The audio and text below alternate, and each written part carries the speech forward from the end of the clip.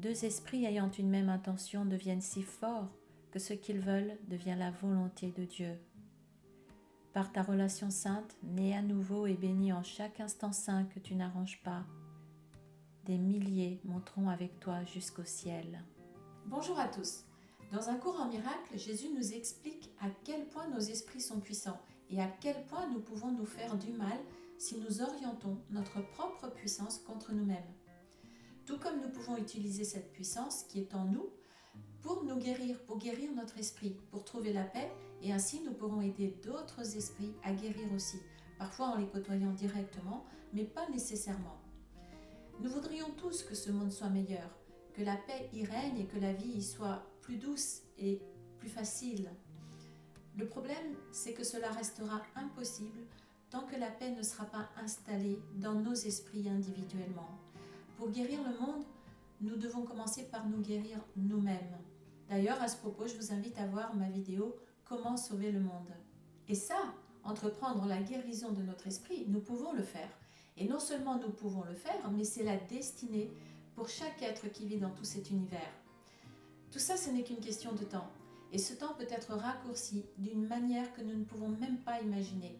Le pouvoir que nous avons en nous, nous pouvons l'utiliser pour nous libérer de tout conflit intérieur et nous permettrons alors à la lumière qui est en nous, que nous sommes, de se révéler d'elle-même.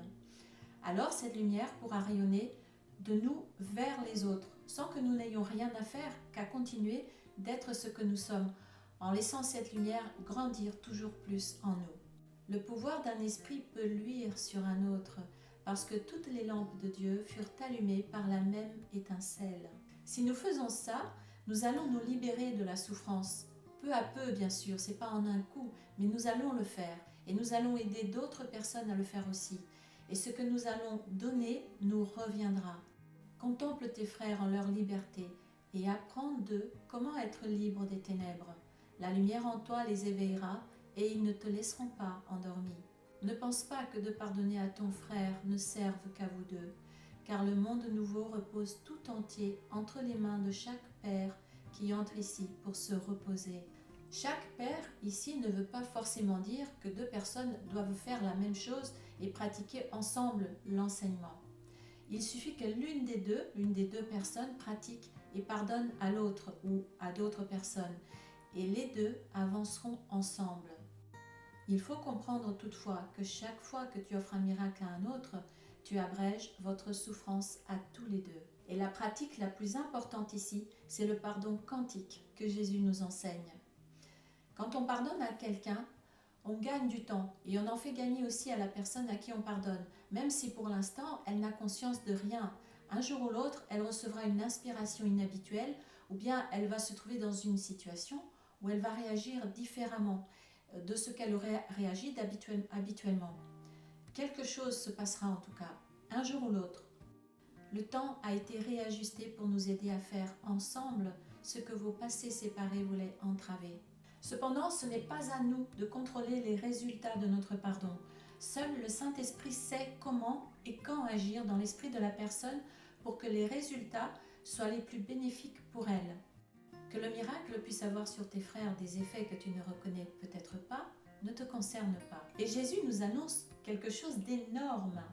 Il nous dit que nous avons, chacun d'entre nous, si nous suivons ses conseils, nous avons un pouvoir immense d'aider d'autres êtres à se libérer de la souffrance. Par ta relation sainte, née à nouveau et bénie en chaque instant saint que tu n'arranges pas, des milliers monteront avec toi jusqu'au ciel. Ce que Jésus appelle la relation sainte, c'est une relation guérie. Et une relation guérie, c'est une relation dans laquelle on a pardonné. Vous pouvez voir à ce sujet, si cela vous intéresse, ma vidéo là-dessus. Qu'est-ce qu'une relation guérie? Chaque fois que nous pardonnons à quelqu'un selon la manière qu'il nous enseigne de le faire, mais c'est valable aussi quand nous nous pardonnons à nous-mêmes, donc à chaque fois, le Saint-Esprit agit dans nos esprits respectifs pour aller corriger les erreurs dans notre esprit inconscient, à nous et aux personnes à qui nous pardonnons. Dans ta relation avec ton frère, où il a pris tout en charge à ta requête, il a mis le cap sur l'intérieur, sur la vérité que vous partagez. Cette vérité que nous partageons, c'est le pur esprit, c'est ce que nous sommes. Nous sommes un seul qui rêve d'une multitude de personnages différents qui se croient tous séparés.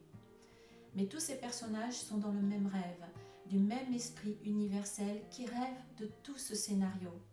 Nous sommes les personnages individuels du même rêve qui se déroule dans le seul esprit qui est en train de le rêver.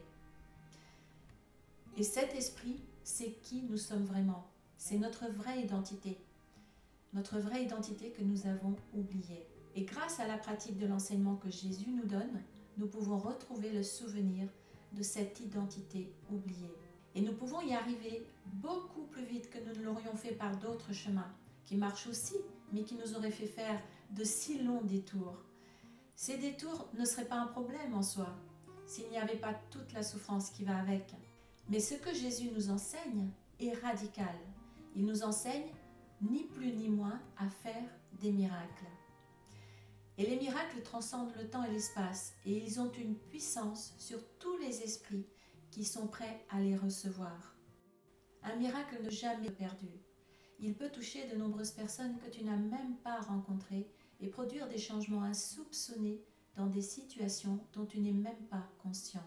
Le miracle s'étend pour bénir chacun et résoudre tous les problèmes, qu'ils soient perçus comme grands ou petits, possibles ou impossibles. Donc il n'est pas nécessaire d'attendre que tout le monde fasse des miracles pour que tout le monde puisse en bénéficier. Cela ne veut pas dire que ces personnes ou que les personnes qui en bénéficient n'auront pas aussi leur propre leçon à apprendre. Mais elles n'y mettront pas aussi longtemps qu'elles l'auraient mis s'il n'y avait pas eu d'autres personnes qui font des miracles.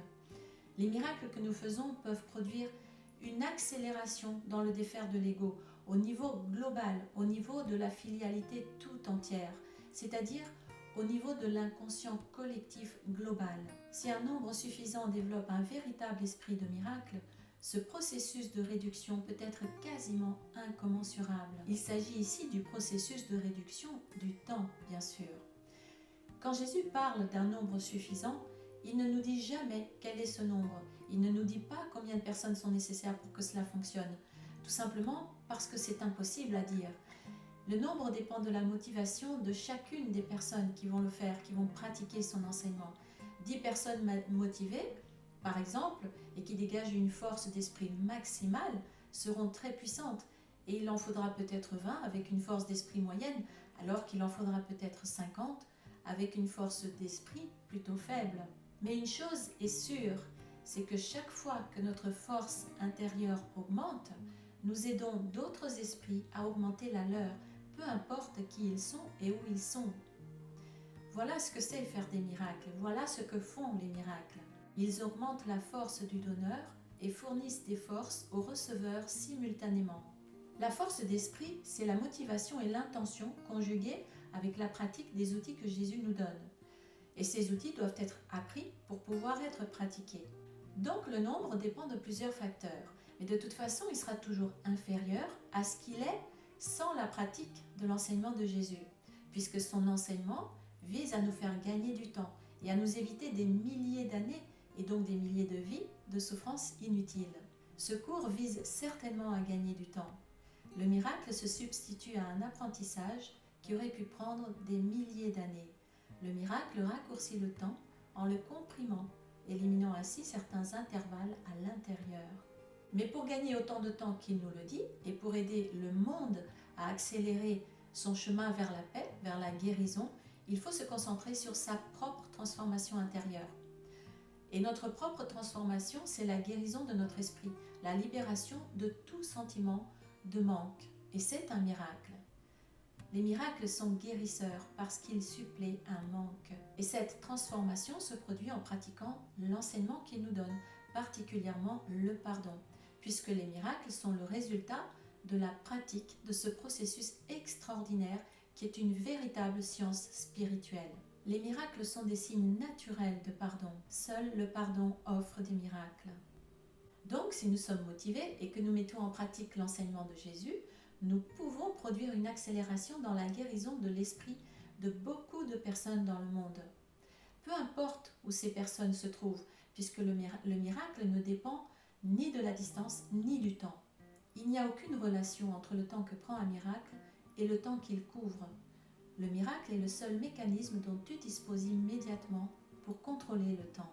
Et en même temps, il va partout, sans limite de temps ni d'espace. Les miracles font partie d'un enchaînement de pardon qui, une fois complété, est l'expiation. L'expiation opère tout le temps et dans toutes les dimensions du temps. Ici, expiation signifie guérison ou correction, dans le sens de corriger une erreur. Donc, voilà comment nous n'avons pas besoin d'être légion pour aider le monde à guérir. La puissance de guérison que nous pouvons dégager est inimaginable, simplement en étant le nombre suffisant qui pratique le pardon et donc qui produit des miracles. Et le nombre de miracles que nous pouvons faire est également inimaginable. Les miracles ne se font pas concurrence et le nombre de ce que tu peux faire est illimité. Ils peuvent être simultanés et légion. Le monde n'a pas besoin de passer encore des millions d'années à souffrir. Le monde a besoin de notre lumière pour trouver la voie vers la guérison. Quand nous pratiquons le vrai pardon et donc quand nous faisons des miracles, en réalité nous sommes une équipe, puisqu'il y a nous qui pardonnons, il y a là ou les personnes à qui nous pardonnons, et puis il y a Jésus et le Saint-Esprit qui agissent dans nos passés respectifs pour nous guérir et pour libérer notre futur. Quand tu fais un miracle, j'arrange à la fois l'espace et le temps pour qu'ils s'y ajustent. Le temps a été réajusté pour nous aider à faire ensemble ce que vos passés séparés voulaient entraver. Et par notre pardon, nous permettons à Jésus et au Saint-Esprit de supprimer des tranches de temps et de pouvoir ainsi aider tant d'autres esprits à guérir et à trouver la paix. Nous n'avons pas besoin d'être une majorité, mais nous devons quand même être un nombre suffisant. Et plus nous sommes motivés et pratiquons le pardon, et moins nous avons besoin de temps pour nous et pour le monde. Tu penses peut-être qu'un temps extrêmement long est nécessaire entre l'être prêt et la maîtrise, mais laisse-moi te rappeler que le temps et l'espace sont sous mon contrôle. Le miracle est un mécanisme d'apprentissage qui amoindrit le besoin de temps. Il établit un intervalle de temps hors du temps, non soumis aux lois habituelles du temps. En ce sens, il est intemporel.